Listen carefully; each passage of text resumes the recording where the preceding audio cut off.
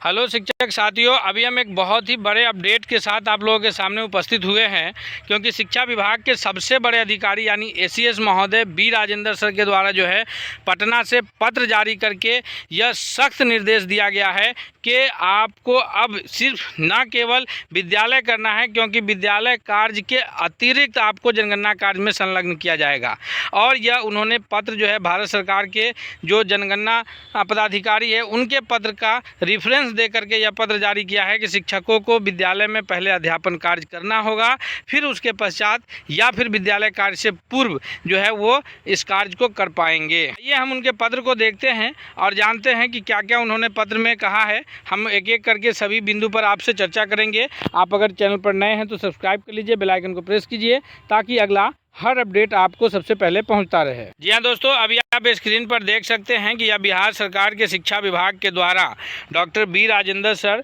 जो कि भारतीय बिहार शिक्षा के जो है अपर मुख्य सचिव हैं, उनके द्वारा यह पत्र जारी किया गया। और इन्होंने पत्र जो है सभी जिला पदाधिकारी यानी डीएम को लिखा है और सभी जिला शिक्षा पदाधिकारी यानी सभी डीएम और डीईओ को संबोधित करते हुए इन्होंने जिस विषय पे पत्र जारी किया वो है कि भारत की जनगणना 2027 के तहत मकान सूचीकरण एवं मकानों की गणना, जो अभी प्रथम चरण का जो जनगणना कार्य चल रहा है, उसके संबंधित कार्य हेतु जितने भी परगणक यानी इनुमरेटर हैं और जो भी पर्यवेक्षक यानी सुपरवाइजर के रूप में प्रतिनियुक्त शिक्षकों के द्वारा अध्यापन कार्य संपन्न करने के संबंध में ये इन्होंने पत्र जारी किया है। आपको बता दें कि बिहार में जनगणना का कार्य जो है यह 2 मई से शुरू हो चुका है और 31 मई 2026 तक इस कार्य को संपन्न करने के लिए अलग अलग प्रखंड में जो प्रखंड विकास पदाधिकारी थे वो चार्ज पदाधिकारी के रूप में कार्य कर रहे हैं। और हर चार्ज स्तर पर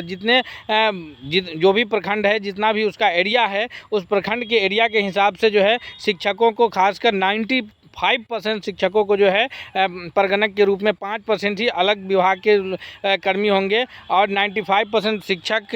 परगणक एवं पर्यवेक्षक के रूप में कार्य कर रहे हैं। तो उन सभी के लिए ये बहुत ही महत्वपूर्ण पत्र जो है एसीएस महोदय के द्वारा जारी किया गया है, जिसमें उन्होंने कहा है कि उपयुक्त प्रासंगिक विषय के संबंध में निदेशक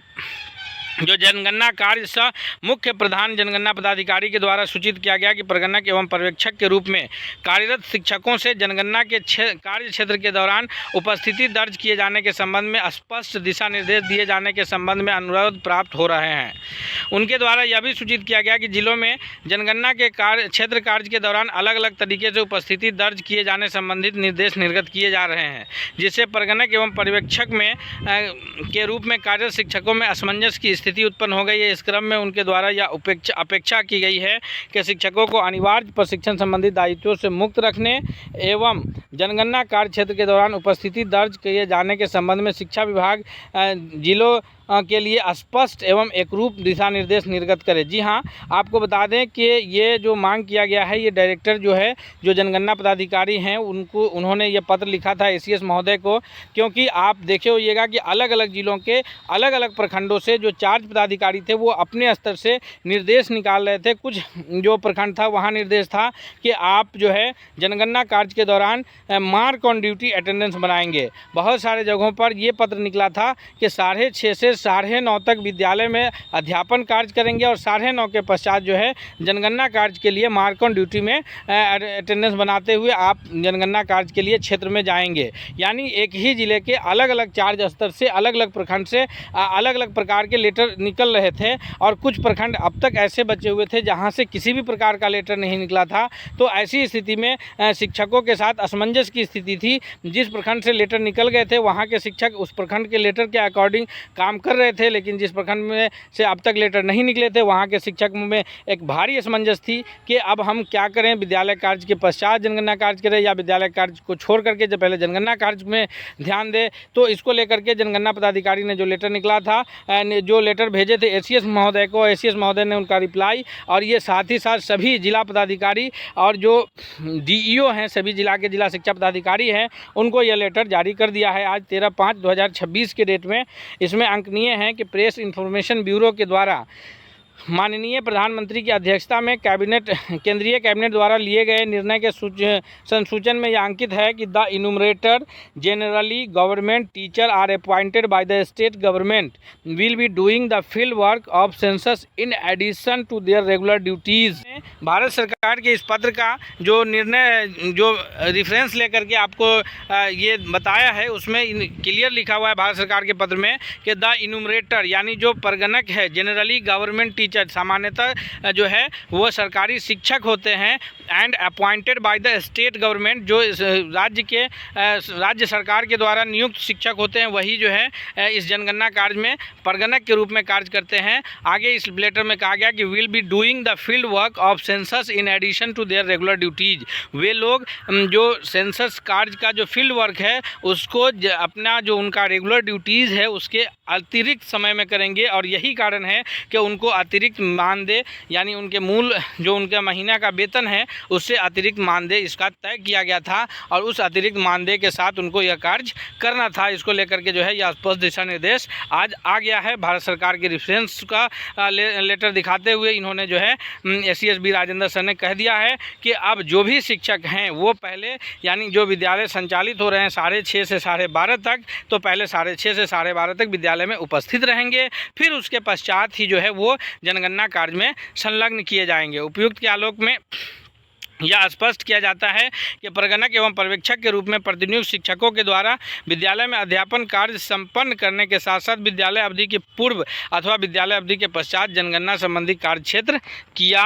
जाए। इस क्रम में यह भी स्पष्ट किया जाता है कि 31 मई 2026 तक शिक्षकों को अनिवार्य प्रशिक्षण संबंधी किसी भी प्रकार के दायित्व से मुक्त रखा जाए, यानी प्रशिक्षण कार्य में संलग्न नहीं किया जाएगा। किसी भी डाइट में जो परगणक हैं या जो पर्यवेक्षक है उनको किसी भी डाइट में उनका आवासीय प्रशिक्षण नहीं होगा, लेकिन इसके अतिरिक्त जो है उनका प्रशिक्षण जो नहीं होगा, लेकिन उनको ड्यूटी विद्यालय में करनी है। अध्यापन कार्य को आपको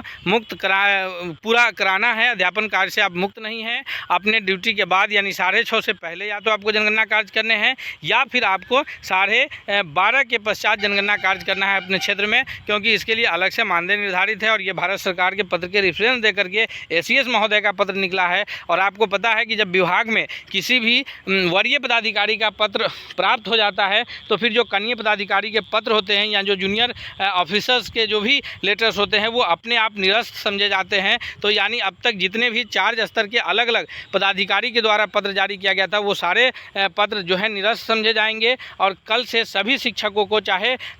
जो जहाँ भी मार्क ऑन ड्यूटी अटेंडेंस निकला था उन शिक्षकों को भी विद्यालय लौटना होगा, या जिस चार्ज स्तर से 6:30 से 9:30 तक अध्यापन कार्य करने से संबंधित पत्र जारी किया गया था उन शिक्षकों को भी अब 12:30 तक जो है अध्यापन कार्य करने के पश्चात ही परगणक एवं पर्यवेक्षक की ड्यूटी करनी होगी। यानी आपको पहले विद्यालय को पे ध्यान देना है, विद्यालय के अतिरिक्त समय में आपको जो है जनगणना कार्य के लिए क्षेत्र में उपस्थित रहना है। और इस प्रकार जो आपको डबल मानदेय 1 महीने में मिल रहा है तो आपको डबल कार्य कर करके देना होगा। ये पत्र जो है आज की डेट में जारी किया गया, जिसका आप स्पष्ट रूप से निर्देश आपके स्क्रीन पर उसका ज्ञापक और दिनांक देख सकते हैं। और प्रतिलिपि जो है निदेशक जनगणना कार्य पदाधिकारी को भेजा गया है, साथ ही साथ सभी उप विकास आयुक्त यानी डीडीसी को भी भेजा गया है। और उसके साथ साथ जो है ये एससीईआरटी को भी भेजा गया है ताकि जो शिक्षकों का प्रशिक्षण है उसको रोका जाए और फिर डीएम और डीईओ अपने स्तर से अपने सभी जिले के सभी प्रखंडों में इसको सही सुचारू रूप से लागू करने का निर्णय लेंगे। दोस्तों, हम उम्मीद करते हैं कि यह वीडियो आपको बहुत पसंद आया होगा। साथ ही साथ आपसे रिक्वेस्ट है कि अगर चैनल पर नए हैं तो सब्सक्राइब कर लीजिए, बेल आइकन को प्रेस कीजिए ताकि अगला हर अपडेट हम आप तक सबसे पहले पहुंचाते रहें। हम मिलते हैं अगले नए अपडेट के साथ, तब तक के लिए बहुत बहुत धन्यवाद।